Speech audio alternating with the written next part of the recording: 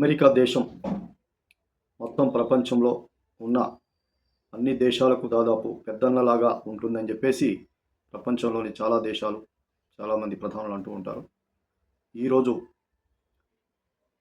America Congress అంటే భారతదేశంలో ఉన్న పార్టీ కాదు, అక్కడ ఒక పార్లమెంటుకు సంబంధించిన పార్లమెంటునే కాంగ్రెస్ అంటారు అక్కడ వాళ్ళు.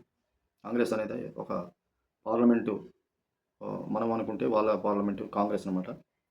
అమెరికా ఆ కాంగ్రెస్లో భారత్పై కీలక బిల్లు చేసింది. అమెరికా పార్లమెంటులో కీలక బిల్లు చేసింది భారత్పై. అదేంటి?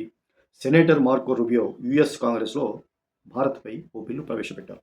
డిఫెన్స్, ఇతర టెక్నాలజీ బదిలీలో జపాన్, ఇజ్రాయెల్, కొరియా, నాటో పక్షాలతో సమాన హోదాను భారత్కు ఇవ్వడమే దీని ఉద్దేశం.